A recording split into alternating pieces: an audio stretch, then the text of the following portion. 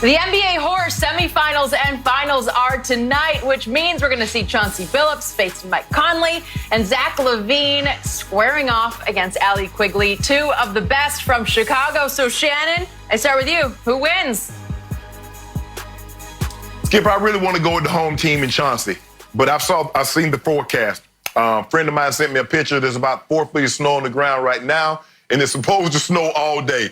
I really don't know how Chauncey is going to play horse in those conditions while Mike Conley is in 70-degree climate-controlled NBA regulation gymnasium. So for me, I'm going to go with Mike Conley because I think Chauncey might have to forfeit this game. Okay, I may be going heart over head here, but I am rooting for Allie Quigley, and I believe she can pull this off. Okay. I believe she can outshoot Zach LaVine if, in fact, he doesn't throw a bunch of dunk contests, sort of acrobatic moves at the basket at her.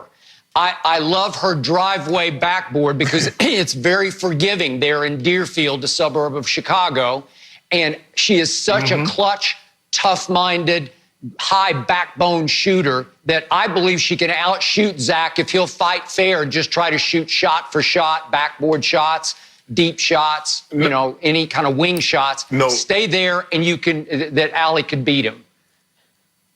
Zach LaVine should definitely try not to fight fair. He should try to win this game. So whatever it's going to take. So if it means he has to touch the backboard with one hand and then come up on the other side and lay the ball in, that's what he should do. Skip, horse is about winning the competition, not playing down to the level of a competition so they can also have a chance to win. I'm trying to win.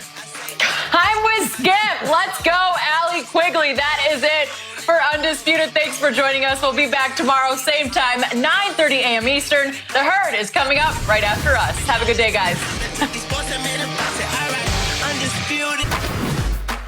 All right, guys, ESPN did a ranking of the greatest NBA dynasties. And you know who they put at number one? Bill Russell Celtics and their 11 championships. In second place, Michael Jordan and his Chicago Bulls. And in third place, Magic's Lakers. So, Shannon, how would you rank them? I would rank the Celtics first. And I get it, Skip. A lot of times when we look at the Celtics, those great teams, we look at there were only 8 teams in the league at that time. But it's hard to argue 11 championships in 12 seasons. And the length of the dynasty is what's impressive. And if you look at the 1963 team, it had 9 Hall of Famers of 12 players. Second, Skip, is where I'm going to surprise you. I got the Lakers and Magic because that dynasty went basically from 1980 until 1991. 9 finals in 12 seasons. And Skip, when I talk to people and we're debating, we're having barbershop talk, I said, when Jordan beat the Lakers, Magic was old, and there's like Magic was only like 31, 32. I said there's a difference between a guy that's 31, 32 that's gone to 9 finals in 12 years as opposed to a guy that has missed the playoffs 8 of the last 10 years. I said you look at what Magic and them had to do. And Skip, if you remember, Skip, I think if I'm not mistaken, they played the Celtics in 84, 85, and again in 87. And we know what the Celtics represented. And they also had to fight through the bad boy Pistons. We know what they represented. And they also had to play in the early 80s, the Sixers with Dr. J and those teams. And we know what they represented. So, Skip, for me, I'm going to put the Lakers at 2. I'm going to put the Bulls at 3. Because they had a shorter reign. I understand they were undefeated in their reign, but for me, Skip, I think the Lakers and the road that they had to go was much tougher, and it was longer. So I got Celtics 1, Lakers 2, Bulls 3. But you noticed on that list, Skip, also on that list were the Warriors and the Spurs, and that was old dynasty that little LeBron had to go through. So I'm trying to see. But go ahead. I'm going to let you follow that up, but you see what's on that list. Ho-hum. Another day on Undisputed and more Jordan hate from my partner, Shannon Sharp. It's okay. I get it. But I'm about to crush it because let's start with Bill Russell's Boston Celtics. I'm sorry, Shannon. It was an all-time great run. I certainly can't argue that. But when you win your first 9 of those rings against an NBA that had fewer than 10 teams, I got reservations. There were 8 teams for a while, then there were 9 teams for a while as they won their first 9 rings. And thanks to the great Red Auerbach, they had a corner on the market. They had an embarrassment of riches, as you just pointed out, of talent. That they had everybody. Thanks to Red, they just, I want him, I got him, I want him. And they were just too good because their cupboard was more stocked than any other cupboard by far. So I don't know. It's hard for me to give in to that. I give it's the longest run with the most success. 11 championships in 12 tries. I got it. But now let's get back to more current, more modern era. Let's get back to Showtime versus Jordan's Bulls. And for me, Shannon, it ain't even close, because as spectacular as Showtime was, as fun to watch as Showtime was, more fun to watch than Jordan's Bulls, because they were more defensive mindset based. Even though Jordan was a spectacular scorer, he was also an even more spectacular defender.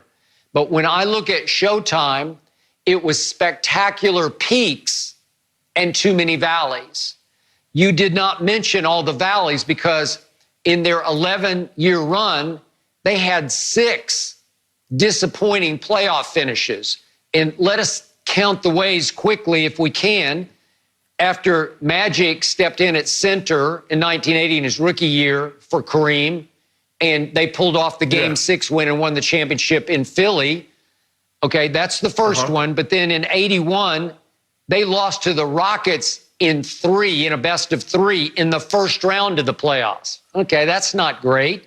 Then in 83, they got swept by the Sixers in the finals. That's not too pretty.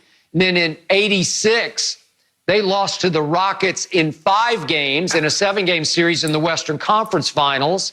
And then in 89, they got swept in the finals by the Pistons. That was the time when, obviously, Game 1, Magic and Byron Scott pulled their hamstrings. Magic was somewhat available the rest of the way. Byron was not. They still had Worthy and Perkins and Kareem, but they got swept ingloriously.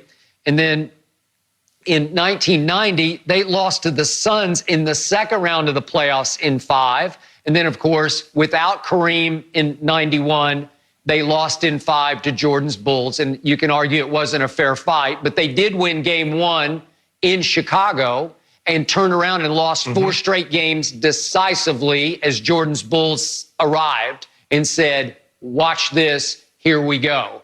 So again, I just gave you 6 glitches, which disqualify Showtime, because once Jordan broke through in 91, the only glitches were he had a forced sabbatical. Some people thought it was because of his gambling. Others thought he just wanted to go play baseball. I think the former. I think he was forced to take the sabbatical. And then we talked about, to open the show, he was forced into early retirement at age 35 by Jerry Krause, who wanted to blow up the Bulls because he hated Phil Jackson, who despised Jerry Krause. So again, I think that run for Jordan's Bulls, if you take away the sabbatical and you take away the premature retirement, I think they could have won 10 straight championships and would have won 10 straight championships.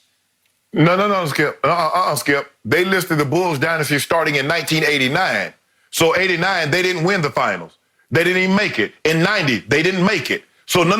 We're not talking about no 91. We're talking about 89. They listed the dynasty at the time that it started and when it ended. That's what they listed it as. They got from 1989 until 1998. Oh, I'm not going to let you start this at 91. Now, hold on. We talk about Magic. They went out. They lost to the Big 3 Celtics.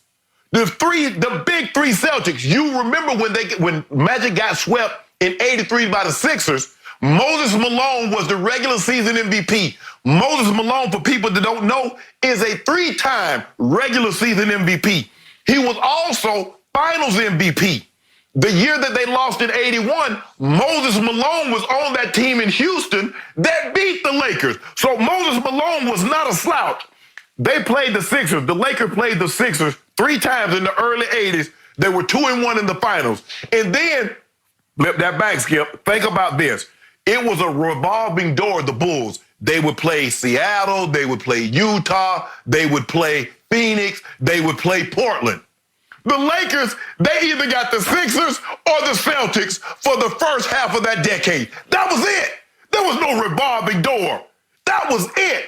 Think about it. You had to beat the Celtics first of all, you would either have to beat the Sixers or the Celtics even to get to the Eastern Conference Finals. That's what you're going to have to do. And then the bad boy Pistons came onto the scene. Skip, stop this. The bad boy Pistons kept the Lakers, kept the Celtics, not the Celtics, excuse me, the Bulls smacking them. Whack up, swack it, Michael, whack up, Scotty, whack up. So let's not talk about no 91. This thing started in 89. And if I'm not mistaken, didn't Michael Jordan, Orlando, can you tell the people what happened in the second round when Nick Anderson stole the ball?